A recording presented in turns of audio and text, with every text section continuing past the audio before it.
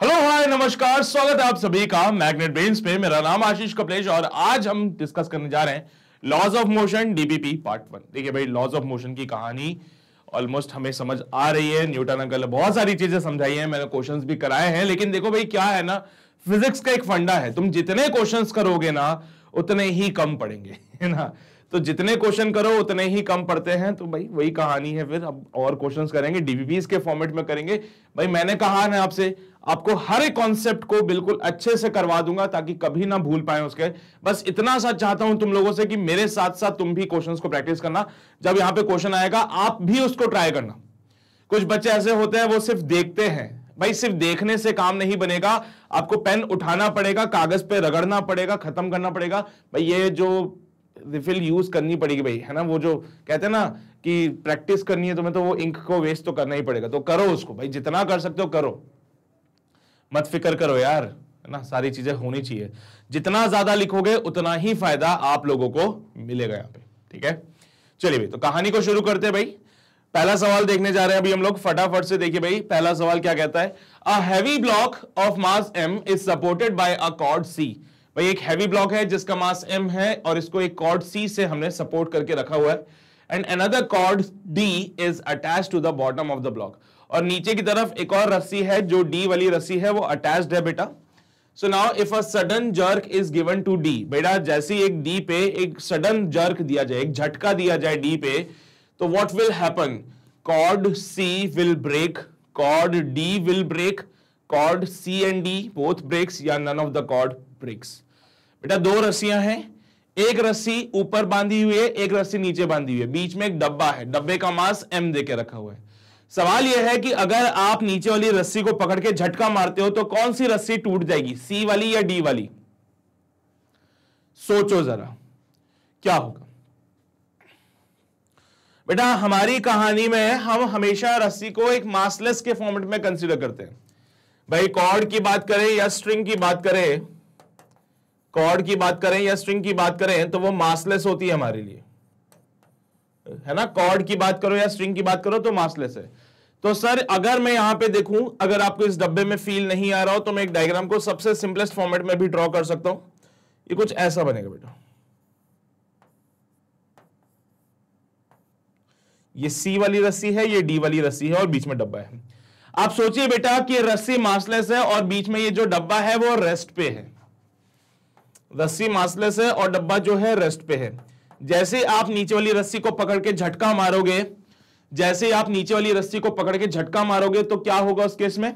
Sir ये जो नीचे वाली रस्सी है ना, ये मासलेस है, ये तो मूव कर जाएगी, लेकिन डब्बे का जो इनर्शिया है, समझना बेटा बात को, इस बॉक्स का जो इनर्शिया है ये क्या कहता है? ये कहता है कि भैया अपन रहेंगे रेस्ट पे। डब्बे का जो इनर्शिया है, इनर्शिया ऑफ रेस्ट, डब्बे का जो इनर्शिया है, बोले तो इनर्शिया ऑफ रेस्ट, वो क्या कहता है? भैया अपन तो बढ़िया रेस्ट पे रहेंगे, अपने को कोई दिक्कत नहीं है।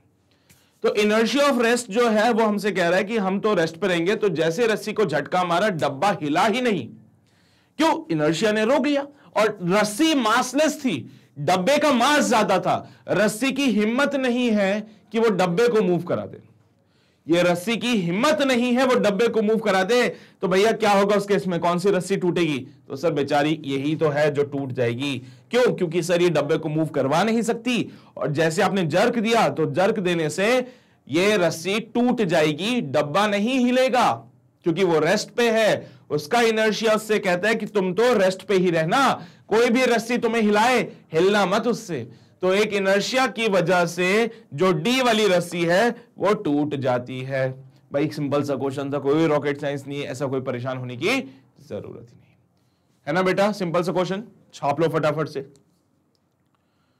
ये सब छापने के बाद चलिए बेटा आगे बढ़ते हैं। क्वेश्चन नंबर 1 के बाद क्वेश्चन नंबर 2 की ओर आते हैं। क्वेश्चन 2 कहता है, a force time graph for the linear motion is shown in the figure. यहां पे एक फोर्स वर्सेस टाइम का ग्राफ आपको देके रखा हुआ है। Now the linear momentum gained between 0 and 8 second. बेटा 0 से लेके 8 सेकंड्स के बीच में, यहां पे है 0 सेकंड्स और यहां पे है 8 सेकंड्स। तो 0 से 8 सेकेंड्स के बीच में what is the linear momentum gain, what will be the momentum बेटा, फोर्स वर्सेस टाइम का ग्राफ है और आपसे मोमेंटम के बारे में पूछ रहा है। जरा विचार करो, ये कॉन्सेप्ट मैंने बताया है, एक बार ट्राई करके देखो क्या आंसर बनता है। चलिए भैया, विचार किया होगा, और अगर आप लोगों को याद हो तो मैंने कॉन्सेप्ट बताया था F equals to dp by dt का, और यहां से dp बोले तो f dt होता है। इंटीग्रेटिंग बोथ साइड करना पड़ेगा साहब, इंटीग्रेटिंग बोथ साइड्स। तो ऐसा करने से ये मिलता है delta P change in momentum is equals to integration of F dot D T. इसका मतलब होता है डेल्टा पी बोले तो area under F T curve. याद आ रही है ऐसी बातें कुछ? Area under F T curve, delta P क्या हो जाता है? Area under F T curve हो जाता है। बहुत बढ़िया सर, बहुत शानदार सर, मजा आ गया इसमें। तो अब अगर ऐसी बात हो गई है तो एरिया देख लो भैया। देखो पहली चीज बता दो, मोमेंटम एक वेक्टर क्वांटिटी होता है, तो एरिया में भी जो नेगेटिव साइड है वो माइनस में चलेगा और जो पॉजिटिव साइड है वो प्लस में चलेगा। जो पॉजिटिव साइड है वो प्लस में चलेगा, जो नेगेटिव साइड है वो माइनस में चलेगा। बेटा यहां पे 0 से लेके 4 तक देखो बेटा, एक साइकिल कंप्लीट हो रही है। 0 से लेके 4 में देखो एक साइकिल कंप्लीट हुई। इस साइकिल में हाफ पार्ट नेगेटिव है, हाफ पार्ट पॉजिटिव है। फिर 4 से लेके 8 तक आप चेक करें, एक और साइकिल चली है जिसमें हाफ पार्ट नेगेटिव है, हाफ पार्ट पॉजिटिव है। तो पहली चीज तो एरिया अंडर द कर्व निकालें तो ये वाला एरिया ए हो जाएगा, तो बेटा इसका एरिया भी ए होगा, इसका एरिया ए होगा, तो इधर इसका एरिया भी ए ही होता है बेटा। ये वाला माइनस का ए है, ये वाला प्लस का ए है, ये भी प्लस का ए है और ये भी माइनस का ए है। तो answer will B 0। Answer will B 0। खत्म कहानी। अरे समझे कि नहीं समझे बच्चों? क्या बोले सर? ये एरिया ए, तो ये भी एरिया ए, बराबर एरिया है भाई। जितना एरिया इसका है उतना एरिया इसका भी बनेगा। ये नेगेटिव में, ये पॉजिटिव में, माइनस ए प्लस ए, खत्म। फिर वहां पे आइए दूसरे साइकिल में आइए, ये प्लस का ए माइनस का ए, ये भी खत्म। आंसर बचा 0, यानी कि कोई भी मोमेंटम में चेंज नहीं होने वाला है 0 से लेके 8 सेकंड्स तक। तो हां, अगर वो 0 से लेके 4 तक पूछता या 0 से लेके 6 तक पूछता तो बात अलग थी। 0 से 4 में भी 0 आएगा, 0 से लेके 6 तक में यहां पे आंसर रहेगा ए, जो भी यहां पे वैल्यू आएगी फिर उसको सॉल्व करते हैं हम लोग। लेकिन उसे 0 से 8 तक पूछा, माइनस ए प्लस ए माइनस ए, खत्म। 0 से 2 पूछता तो माइनस ए होता, 0 से 6 पूछता तो प्लस ए होता। वो अलग अलग तरीके हैं भाई सॉल्व करने के, but for this question the answer will B 0। उम्मीद करता हूं आप लोगों को समझ आया होगा, सभी को सारी बातें समझ आ रही होगी, सारे कॉन्सेप्ट्स क्लियर होते हुए चल रहे होंगे। और ये सारी चीजें अगर क्लियर हो चुकी है तो आगे बढ़ सकते हैं हमारे अगले सवाल पे, जो कि है क्वेश्चन नंबर 3। क्वेश्चन नंबर 3 कहता है blocks are in contact on a frictionless table. बेटा एक टेबल यहां पे दे रखा है और ये दोनों ब्लॉक्स कांटेक्ट में है। एक फोर्स लगाया जा रहा है 3 न्यूटन का।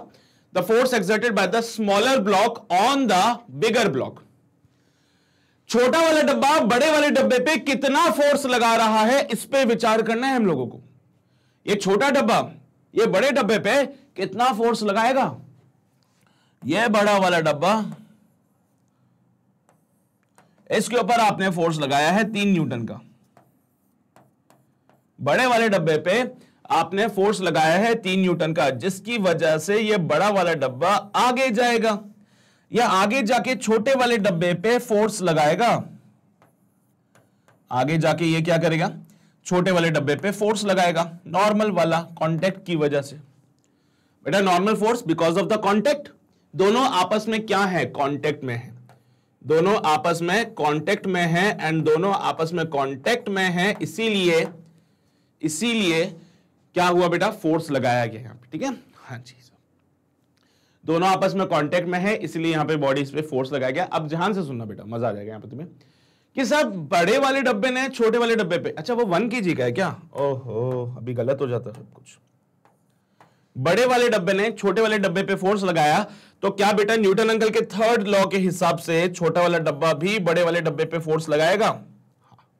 तो यही तो पूछा उन्होंने, the force exerted by the छोटा वाला डब्बा ऑन द बड़ा वाला डब्बा कितना है, n। ये n का वैल्यू निकालना है साहब। ऐसे क्वेश्चंस मैंने आपको पहले भी कराए हैं, कोई रॉकेट साइंस नहीं होता है। हमेशा मैंने आपसे कहा है निंजा टेक्निक लगा लो यहां पे यार, निंजा टेक्निक काम आती है अपनी हमेशा।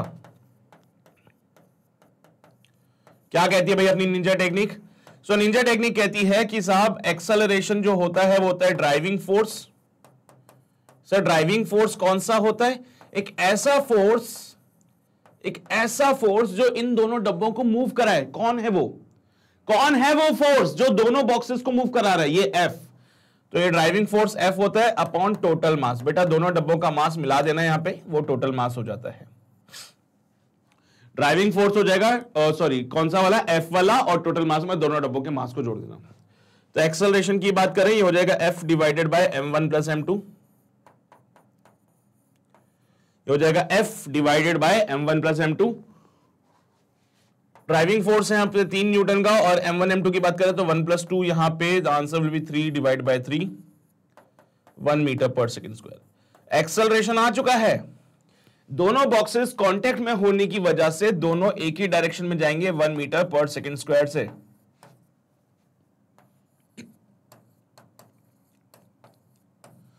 आप देखिए आपको n का वैल्यू निकालना है, आपको n का वैल्यू निकालना है। तो उसके लिए आप चाहें तो ये बड़े वाले डब्बे को कंसीडर कर लीजिए, चाहें तो ये छोटे वाले डब्बे को भी कंसीडर कर सकते हैं।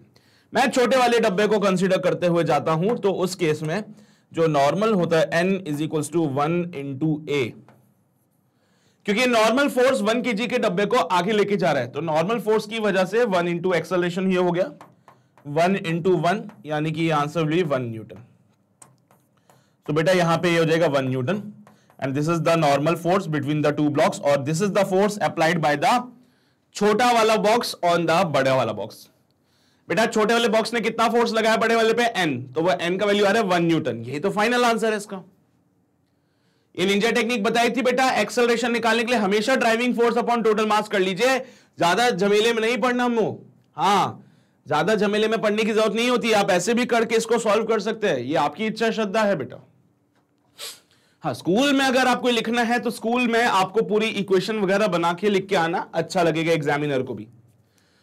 स्कूल में जाओगे तो पूरी इक्वेशन बनाना बेटा। यहां पे लिखोगे 3 - n = 2a, यहां पे लिखोगे n = 1a, फिर वो एलिमिनेट करके सब करके एक्सेलरेशन आएगा 1 मीटर पर सेकंड स्क्वायर। और उसके बाद फिर ये नॉर्मल आप निकाल लेना, किसी भी एक इक्वेशन में वैल्यू को पुट करके आंसर आपको 1 न्यूटन ही मिलेगा। देखो भाई आपकी मर्जी है आप कैसे इसको कर रहे हैं, कॉम्पिटिशन आएगा तो डायरेक्ट सॉल्व कर देना। स्कूल एग्जाम में थोड़ा अच्छे से समझा के पूरा तरीके से लॉन्ग मेथड में चीजों को लिखकर डिफाइन कर सकते हो, ठीक है। So this is all about the question number 3। उम्मीद करता हूं आप लोगों को समझ आ रहा होगा। बेटा ये समझ आ चुका है तो आगे बढ़ते हैं, क्वेश्चन नंबर 4 की ओर आते हैं। यहां पे आपको क्या बोल रखा है? 3 blocks are connected as shown in the figure on the horizontal frictionless table and pulled to the right with the force of T3। आप देख सकते हो बेटा T3 फोर्स से इसको खींचा जा रहा है। M1 जो है वो 10 kg का होगा, M2 जो है 20 kg का होगा, और M3 जो है 30 kg का होगा। तो T2 का वैल्यू क्या है ये आपको बताना है। साहब देखिए जैसा कि आपने कहा M1 की बात कर ले, M1 को कौन खींच रहा है? T1। एक्सेलरेशन मिलेगा इधर की तरफ। M2 की बात करें, M2 को किसने खींचा? T2 ने इधर की तरफ, और T1 ने इधर की तरफ। बेटा टेंशन हमेशा away from the point of contact लगता है ना, और एक्सेलरेशन तो यहीं लगेगा। फिर बात आती है M3 की। M3 की भी बात कर लें तो यहां पे आप देख सकते हैं ये M3 वाला डब्बा, यहां पे लग रहा है T3 और इधर की तरफ लगेगा T2, और एक्सेलरेशन तो वही इधर की तरफ A ही आ रहा है। बेटा यहां पे आप देख सकते हैं कि जो एक फोर्स है T1 वो M1 को एक्सेलरेशन प्रोवाइड करा रहा है। T1 वाला जो फोर्स है उसकी वजह से M1 वाला डब्बा एक्सेलरेट कर रहा है। यहां पे बेटा दो फोर्सेस हैं, तो मैंने बोला T2 माइनस का T1 कैसे लिया? जिस डायरेक्शन में एक्सेलरेशन है वहां के फोर्स को पहले लिख लीजिए, निंजा टेक्निक है।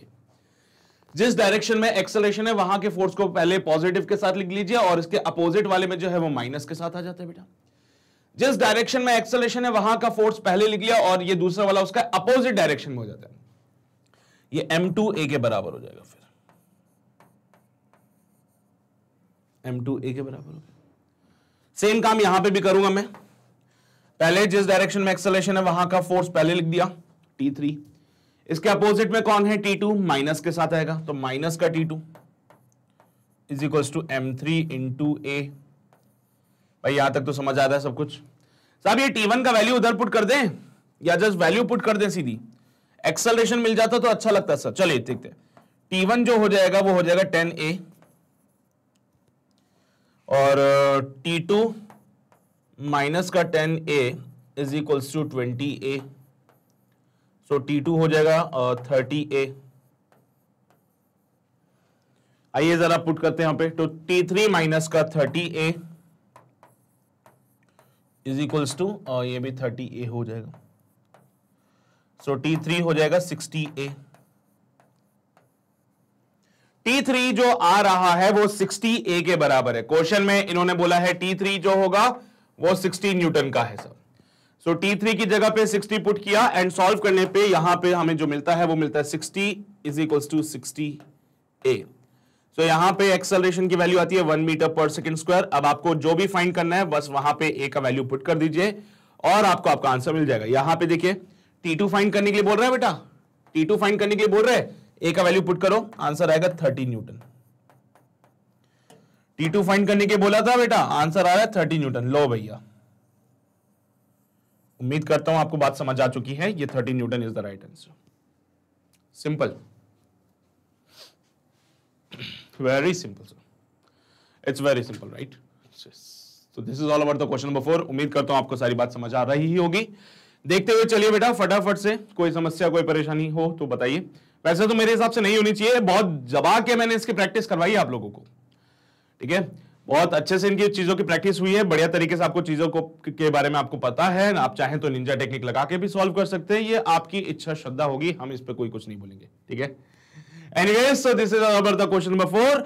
आगे बढ़ते हैं, क्वेश्चन नंबर 5 की ओर आ जाते हैं। ओके, पुली का सवाल। तो बेटा क्वेश्चन नंबर 5 कहता है कि एक पुली के उधर यहां पे इक्वल वेट है, मतलब ए का जो मास है बेटा, बी का जो मास है और सी का जो मास है, तीनों बराबर है। ए बी सी का जो मास है वो एम के बराबर है, तीनों इक्वल है बेटा, ठीक है। Equal weight ABC of mass 2 kg, और वो कितना है 2 kg का। क्वेश्चन में ये बात बोल रखी है, the tension in the string connecting the weight B and C, B और सी को जोड़ते हुए टेंशन कितना होगा बेटा। यहां पे मैं बात करूं तो इधर एक रस्सी जा रही है इस पुली के ऊपर से होते हुए, यहां पे आएगी, इधर इधर इधर इधर, बस यहां तक टेंशन लगेगा यहां पे T1।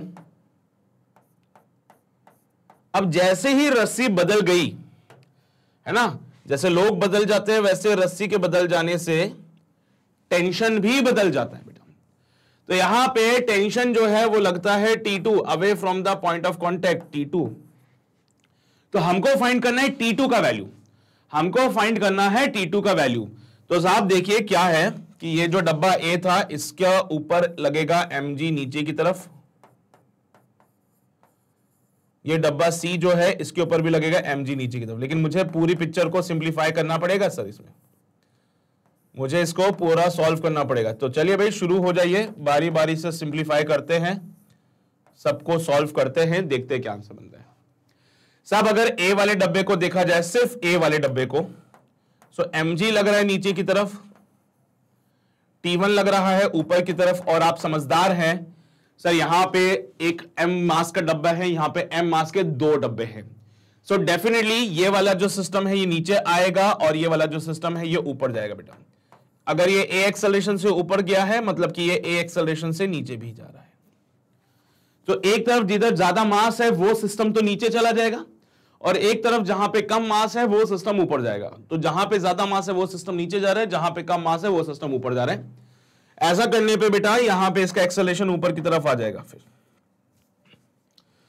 सिमिलरली अगर मैं बी की बात करूं यहां पे,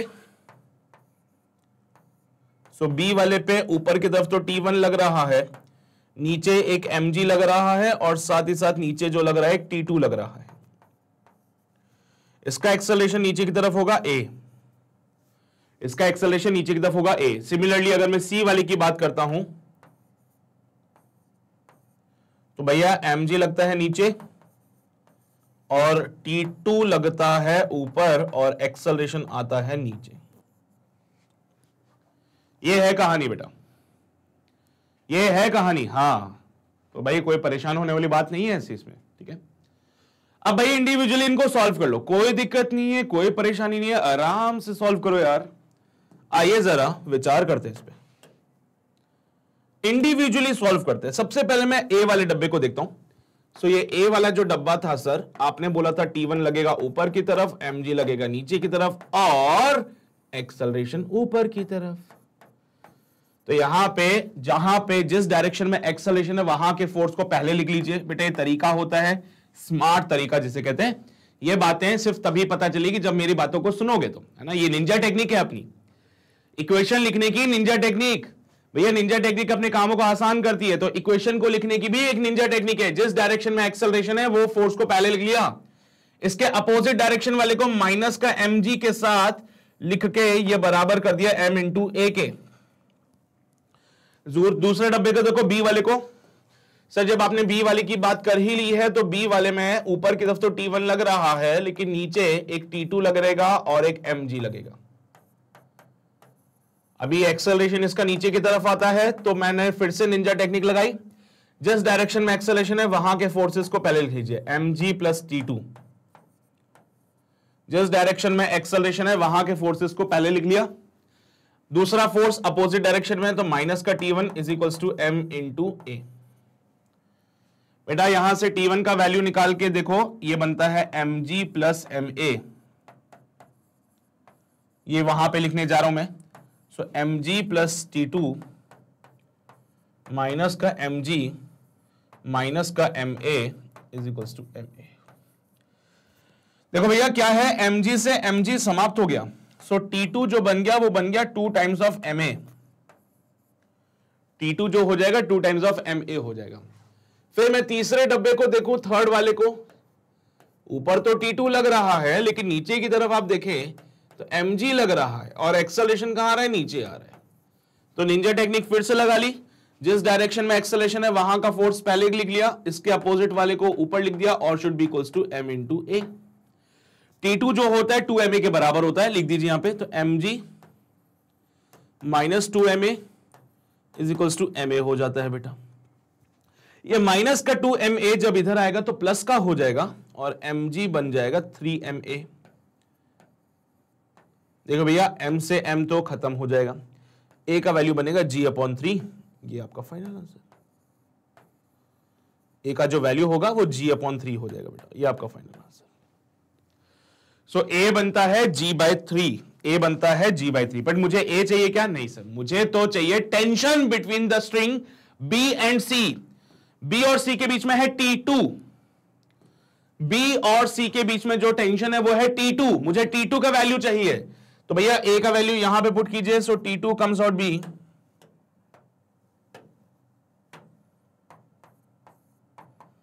2m into g/3। It will be 2mg/3। बेटा मास इन्होंने कहा है 2 kg का होता है। मास कितना है? 2 kg का है, तो लिख दो फटाफट से। सो T2 will be your 40/3 Newton.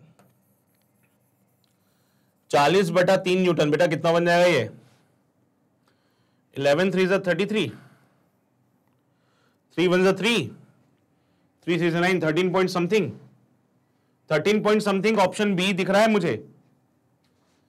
ये जो पिक्चर है 40/3 की, ये अप्रोक्सीमेटली 13 बनेगा बेटा, क्योंकि 13 3 is 39 होते हैं, जो कि 40 के अप्रोक्सीमेशन में होता है। तो बेटा इसको ऑलमोस्ट जो आंसर बनेगा वो लगभग 13 न्यूटन का बनेगा। ये चीज मुझे ऑप्शन बी में नजर आ रही है, तो मैंने कहा कि भैया ऑप्शन बी ही हमारा सही जवाब हो जाएगा। क्या बेटा उसने आपसे T1 का वैल्यू पूछा था? नहीं सर, उसने पूछा था tension in the string connecting weight B and C। B और C को जोड़ने वाली जो रस्सी है उसका टेंशन वो T2 है सर। वो T2 मुझे फाइंड करना था, सो हमने कर दिया भाई, कोई रॉकेट साइंस थोड़ी थी इसमें। अरे भैया कोई रॉकेट साइंस थोड़ी था, है बहुत टफ चीजें थोड़ी थी, छाप लो यार। ये सब तो ऐसी चीजें हैं जिनके बारे में जानकारी हमें पहले से भी है। ये वो बातें हैं जो हम पहले से जानते हैं, अच्छे से जानते हैं, चीजें समझते हैं हम लोग, है ना। तो चलिए भाई, क्वेश्चन नंबर 5 हो गया है समाप्त, जल्दी जल्दी से छाप लो। डन, क्वेश्चन नंबर 5 क्लियर हुआ। इधर आइए फटाफट से, ये सारी बातें लिख लीजिए बेटा। इक्वेशंस को सॉल्व करना तो आना चाहिए ना। इक्वेशन सॉल्व करना अगर आ गया तो फिर तो मान के चलो सब कुछ आ गया, तुम्हें कभी परेशान होने की जरूरत ही नहीं पड़ेगी। ठीक है, ओके, चलिए भाई।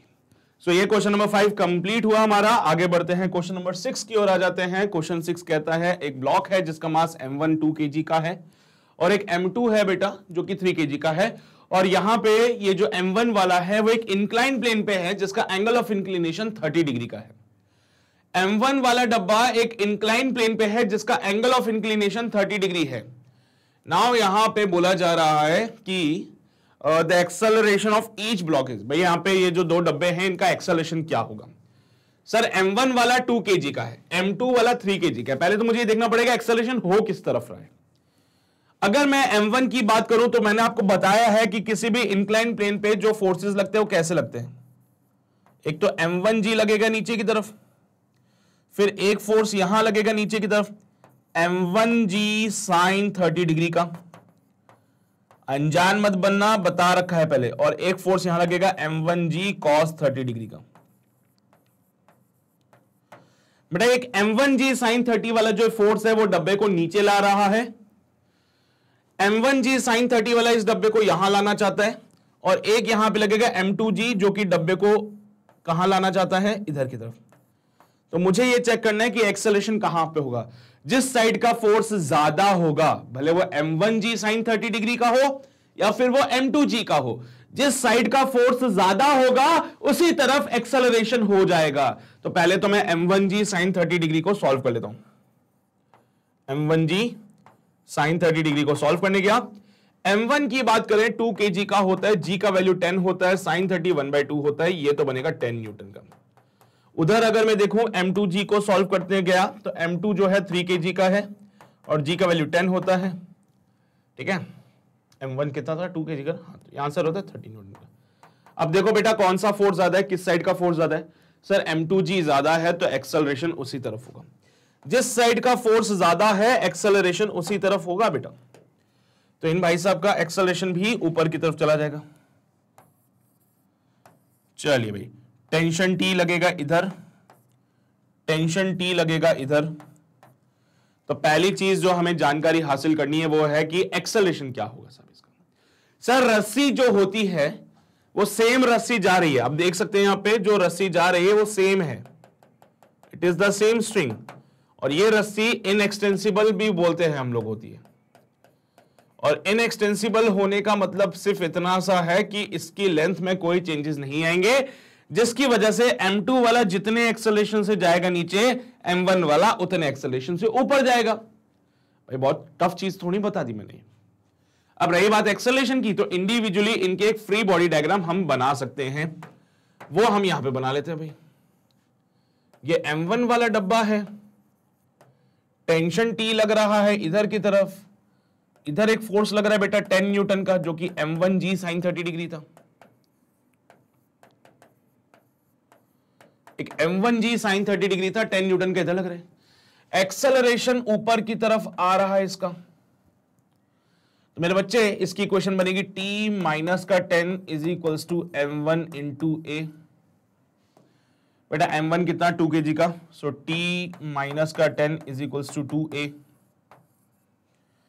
दूसरे ब्लॉक्स को बनाते हैं m2 वाले को। ऊपर टेंशन T लग रहा है, नीचे लग रहा है m2g, बोले तो 30 न्यूटन। एक्सेलरेशन आ रहा है नीचे की तरफ। अरे m2g कितना था 30 न्यूटन, g का वैल्यू 10 ले लेना यार। इसके लिए इक्वेशन बनाई हमने, तो बनता है सर 30 माइनस का t is equals to m2 into a। 30 minus का t is equals to 3a। साहब देखिए क्या है, ये एक इक्वेशन है, ये एक दूसरी इक्वेशन है। अगर मैं इस इक्वेशन को 1 कह दूं और इसको मैं इक्वेशन नंबर 2 कह दूं तो 1 + 2 करके देखें जरा कुछ बनेगा क्या। 1 + 2 कर लीजिए एक बार भाई। इसको मैंने मान लिया इक्वेशन नंबर 1, इसको मैंने मान लिया इक्वेशन नंबर 2, तो 1 + 2 किया तो ये हो जाएगा t माइनस का 10 प्लस 30 माइनस का t is equals to 2a plus 3a। So t minus 10 plus 30 minus का t is equals to 5a।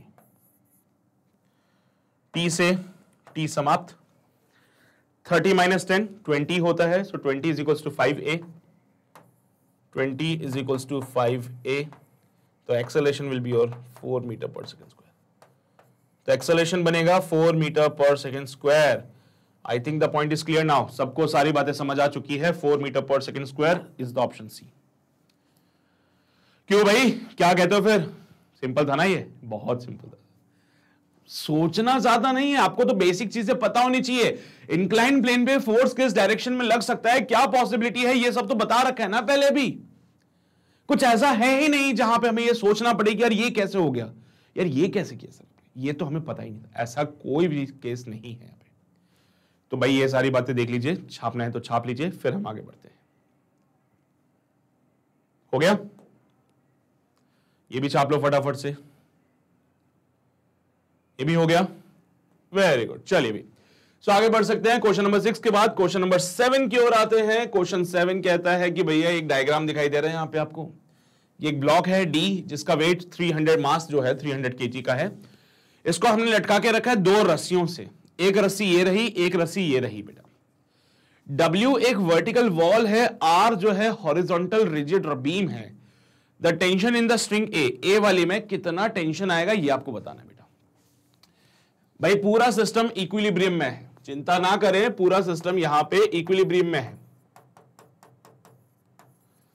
और पूरा सिस्टम इक्विलिब्रियम में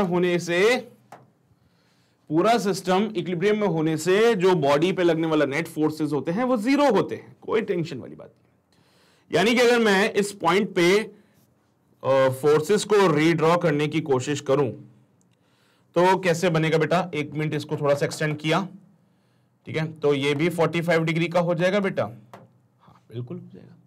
उसको थोड़ा सा एक्सटेंड किया तो 45 डिग्री का हो जाएगा। यहां पे नीचे की तरफ एक टेंशन आएगा, लेट्स से T1, इधर की तरफ एक टेंशन आएगा लेट्स से T2, और इधर की तरफ एक टेंशन जाएगा लेट्स से T3, ठीक है। तो इसको रीड्रॉ कर लेते हैं बेटा। लामीस थ्योरम याद आ रही है कुछ कुछ। यहां पे लगेगा सर T1 जो कि 300G के बराबर है बेटा। क्यों? क्योंकि नीचे एक डब्बा लटका हुआ था 300 kg का, ऊपर टेंशन T1 लगेगा इसमें भी, और नीचे लगेगा 300G। कहानी अगर इक्विलिब्रियम की है तो T1 तो समझ आ गया साहब, T3 यहां पे बन जाएगा साहब, T2 यहां पे बन जाएगा साहब।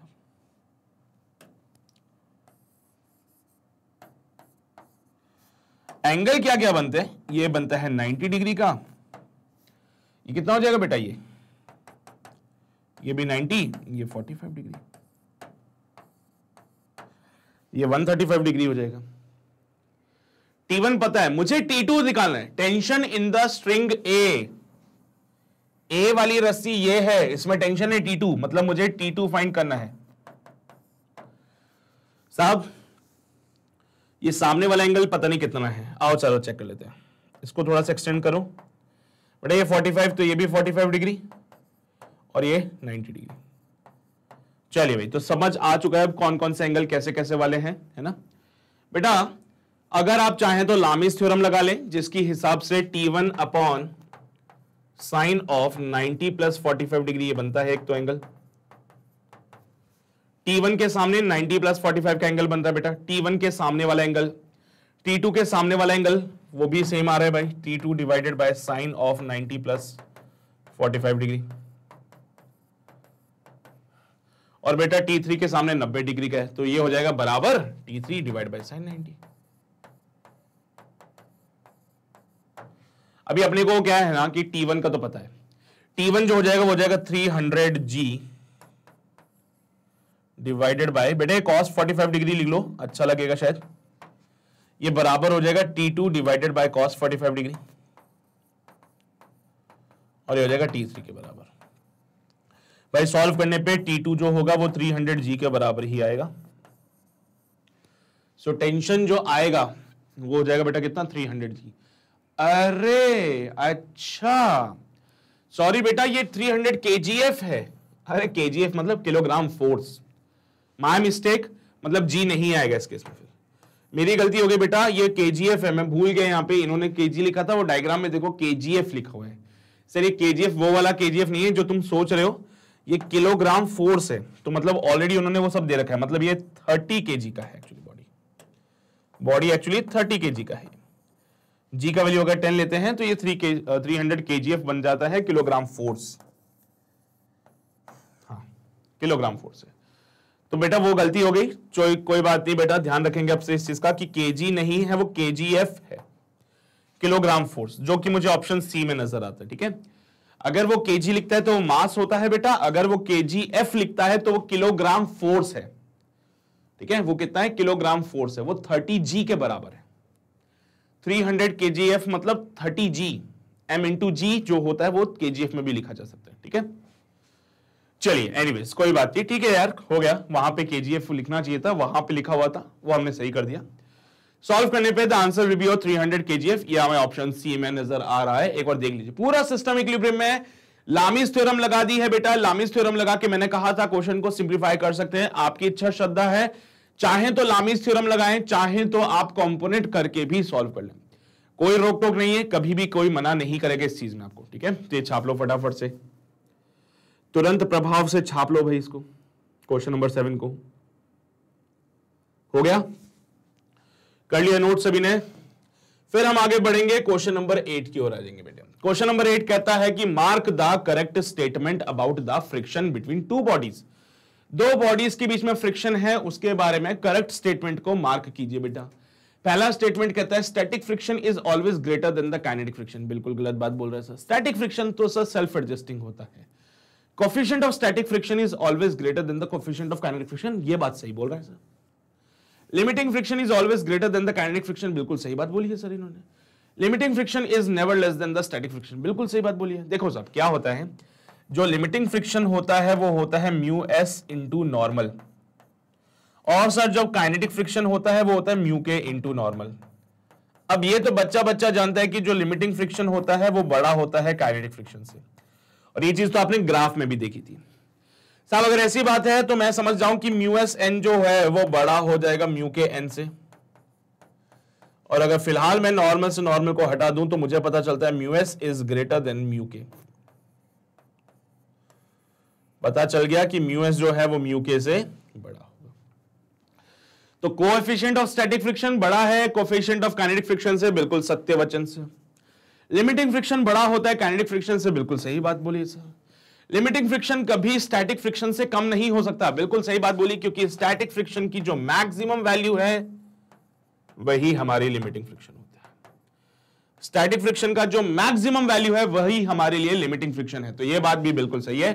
सो option B, C and D ये हमारे तीनों करेक्ट स्टेटमेंट्स है जो कि मुझे ऑप्शन ए में मिल रहे हैं, और यही हमारा फाइनल आंसर होगा। सो बेटा स्टेटमेंट बी, स्टेटमेंट सी और स्टेटमेंट डी ये तीनों स्टेटमेंट सही हैं जो कि मुझे ऑप्शन ए में मिल रहे हैं, तो ये मैं हमारा फाइनल आंसर कंसीडर करूंगा बेटा। ये तो फ्रिक्शन का नॉलेज था, थ्योरेटिकल टाइप का क्वेश्चन था बेटा, ऐसा आपके बोर्ड एग्जाम में आ सकता है, 1 नंबर का सवाल बन सकता है, कोई बड़ी बात नहीं है। ठीक है, बाकी अगर कॉम्पिटिटिव एग्जाम में आता है, किसी भी कॉम्पिटिटिव एग्जाम में अगर ये क्वेश्चन पूछा जाता है तो 4 नंबर का सवाल बन सकता है ये। ठीक है, तो तैयार है ना ऐसी चीजों के लिए? परेशान मत होना यार कि यार से भी ये कैसे हो गया वो कैसे हो गया, हम कैसे करेंगे इसको सॉल्व, है ना, ऐसा कुछ नहीं है, कर लोगे तुम सब। चलिए भाई ये सब कर लोगे तो आगे बढ़ते हैं। क्वेश्चन नंबर 8 के बाद क्वेश्चन नंबर 9 कहता है a block of metal is lying on the floor of a बस। यहां पे एक बस बना लीजिए, बन गई बस, पहिए तो लगा दो सर बस के, बहुत बढ़िया। The maximum acceleration which can be given to the bus so that the block में रिमेन्स एट द रेस्ट। देखो भाई सूडो फोर्स की कहानी सबने सुनी है, बिल्कुल सुनी सर हमने। अगर हम इस बस को कुछ एक्सेलरेशन देंगे तो इस डब्बे पे एक सूडो फोर्स लगने वाला है जिसकी वजह से वो पीछे जाएगा। तो मैं कितना एक्सेलरेशन इस बस को दूं जिससे कि ब्लॉक मूव ना करे। कहते हैं कि ये जो फ्लोर है बेटा इस बार वो रफ है, जो फ्लोर है इस बार वो रफ है। कोएफिशिएंट ऑफ फ्रिक्शन जो है वो म्यू दे रखा है, इसका फ्लोर का कोएफिशिएंट ऑफ फ्रिक्शन जो है वो म्यू दे रखा है बेटा। ये डब्बा है जिसका कुछ मास होगा m, और इस डब्बे को आपने एक बस के अंदर रखा हुआ है। बस को मैं कितना एक्सेलरेशन दूं कि ये डब्बा अपनी जगह पे ही रहे। देखिए बेटा होता क्या है, जैसे आप बस को एक्सेलरेट करेंगे ये डब्बा आ जाएगा एक एक्सेलरेटिंग फ्रेम में। जब भी आप बस को एक्सेलरेट करेंगे ये डब्बा आ जाएगा एक एक्सेलरेटिंग फ्रेम में। और बेटा जी जब ये किसी एक्सेलरेटिंग फ्रेम में आता है, जब ये डब्बा किसी एक्सेलरेटिंग फ्रेम में आता है तो इसके ऊपर एक सूडो फोर्स लगता है। अगर आप ध्यान से देखें तो यहां पे एक सूडो फोर्स दिखाई देगा अपोजिट डायरेक्शन में बेटा। बिल्कुल सर, पर क्योंकि सर सरफेस रफ है, बस के रेस्पेक्ट में डब्बा पीछे जा रहा है, बस के रेस्पेक्ट में ये डब्बा पीछे जा रहा है सूडो फोर्स की वजह से, तो बस का जो फ्लोर है इसके ऊपर एक फोर्स लगाएगा, फ्रिक्शन का फोर्स। बेटा जैसे बस एक्सेलरेट करी तो ये डब्बा आ गया किसी एक्सेलरेटिंग फ्रेम में, और जब भी कोई बॉक्स किसी एक्सेलरेटिंग फ्रेम में होता है तो उसके ऊपर एक सूडो फोर्स लगता है। ये लग गया सूडो फोर्स। अब ये सूडो फोर्स की वजह से ये डब्बा पीछे जाना चाह रहा है। Because of this pseudo force ये बॉक्स पीछे जाना चाह रहा है, लेकिन इसको पीछे जाने से कोई रोकेगा, वो कौन है? फ्रिक्शन। तो एक ऐसा एक्सेलरेशन बताइए जिसपे ये डब्बा रेस्ट पे रहे। मैं चाहता हूं ये बॉक्स रेस्ट पे रहे, तो बेटा उसके लिए ma को f के बराबर होना पड़ेगा। उसके लिए ma को f के बराबर होना पड़ेगा बेटा। अगर ये ma f के बराबर नहीं है तो फिर काम खराब हो जाएगा। फ्रिक्शन जो होता है बेटा होता है म्यू इंटू नॉर्मल, नॉर्मल जो होता है बेटा होता है म्यू इंटू mg, है ना। तो फ्रिक्शन जो होगा म्यू इंटू mg होगा, जो ma के बराबर होना चाहिए। तो ma बराबर हो जाएगा म्यू mg के, ma बराबर हो जाएगा म्यू mg के। अभी m से m का समापन हो जाता है और एक्सेलरेशन जो हमें चाहिए वो म्यू जी के बराबर हो जाएगा बेटा। जो एक्सेलरेशन मुझे चाहिए वो म्यू जी के बराबर हो जाएगा। तो y कितना एक्सेलरेशन देना पड़ेगा? म्यू जी के जितना एक्सेलरेशन देना पड़ेगा अपने को। यहाँ पे म्यू जी के जितना एक्सेलरेशन देना पड़ेगा जिससे कि यहां पे ये डब्बा रेस्ट पे रहे। बस को कितना एक्सेलरेशन देना पड़ेगा? म्यू जी के जितना एक्सेलरेशन देना पड़ेगा जिससे कि डब्बा जो है वो रेस्ट पे रहे। यार समझ आ रही है ना बात आपको? देख लो फटाफट से। कोई टफ चीजें नहीं है, कोई ऐसा रॉकेट साइंस नहीं है जो हम नहीं कर पाएंगे बेटा। हर एक कॉन्सेप्ट बहुत सिंपल है, हर एक चीज बहुत आसान है, ऐसी आसान है कि आप आराम से इसको सॉल्व कर पाए। So well this is for the question number 9। I hope the point is clear to everyone. तो आगे बढ़ सकते हैं, क्वेश्चन नंबर 10 की ओर आ जाते हैं बेटा। क्वेश्चन 10 कहता है in the arrangement shown mass of A is 1 kg and the mass of B is 2 kg. Coefficient of friction between A and B is 0.2. बेटा यहां पे इनके masses तो दे रखे हैं, लेकिन साथ ही साथ आपको coefficient of friction भी दे रखा है which is your 0.2. इनके masses तो दे रखे हैं लेकिन साथ ही साथ coefficient of friction दे रखा है 0.2. There is no friction between B and the ground. और यहां पे surface smooth है, यहां पे surface smooth है। Frictional force between A and B, तो ए और बी के बीच में फ्रिक्शनल फोर्स कितना होगा ये हमें चेक करना है। 0 न्यूटन का, 2 न्यूटन का, 1 न्यूटन का। देखो भाई क्या है, अगर मैं इनको अलग अलग बना लूं, ए वाले डब्बे को और बी वाले डब्बे को, अगर मैं इनको अलग अलग बना लूं तो यहां पे 3 न्यूटन का फोर्स लगता है बी वाले डब्बे पे। इस 3 न्यूटन के फोर्स की वजह से बी वाला डब्बा आगे जाना चाहता है, लेकिन उससे पहले मैं इनके बीच में लगने वाले लिमिटिंग फ्रिक्शन को देख लेता हूं। वो लिमिटिंग फ्रिक्शन होगा म्यू इंटू नॉर्मल के बराबर। साहब यहां पे इसका नॉर्मल जो होगा, इसका मास क्योंकि जो है वो 1 kg का है, तो इस पे जो नॉर्मल लगेगा वो हो जाएगा 1g। इस पे जो नॉर्मल लगेगा वो 1g लगेगा बेटा। ये लिमिटिंग फ्रिक्शन इन दोनों के बीच में है। ये लिमिटिंग फ्रिक्शन इन दोनों के बीच में होने की वजह से यहां का नॉर्मल कंसीडर किया जाएगा। म्यू का वैल्यू है 0.2 इंटू 1 इंटू जी का वैल्यू 10। सो लिमिटिंग फ्रिक्शन जो बनेगा that will be something like 2 Newton. Limiting friction हो जाएगा 2 न्यूटन का बेटा, ठीक है साहब। यहां पे इनके बीच में जो फ्रिक्शनल फोर्स लग सकता है वो 2 न्यूटन का होने वाला है। और यहां पे इसको खींचा जा रहा है किससे बेटा, सुनो बताओ बताओ बताओ, इस डब्बे को खींचने के लिए कितना फोर्स चाहिए होगा। सब अगर ये दोनों साथ में चलें तो पहले तो एक्सेलरेशन निकालो एक बार।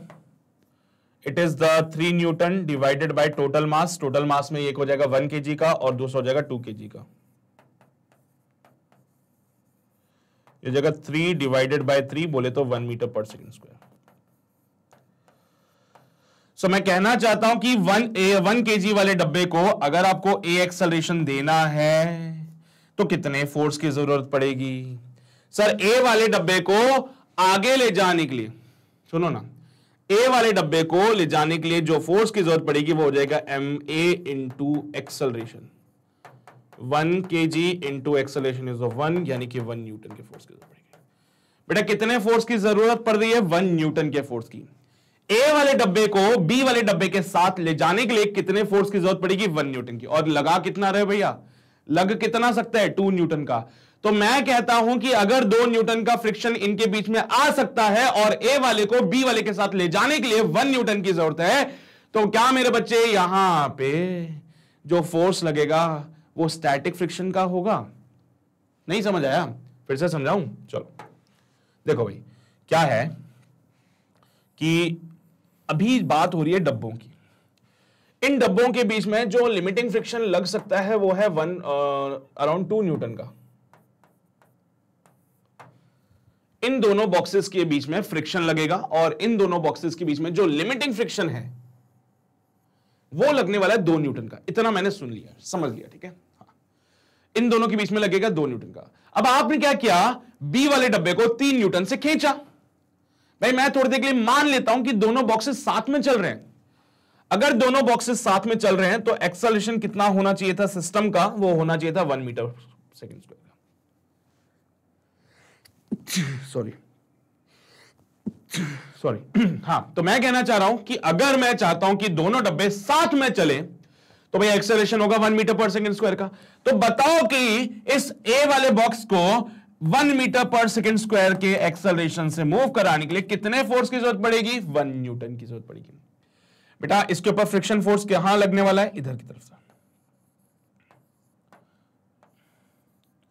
तो क्या इस डब्बे को मूव कराने के लिए आपको 1 न्यूटन की जरूरत पड़ेगी। हां, क्या यह फ्रिक्शन वो कमी पूरी कर सकता है, अरे बिल्कुल कर सकता है सर, वो तो 2 न्यूटन का है।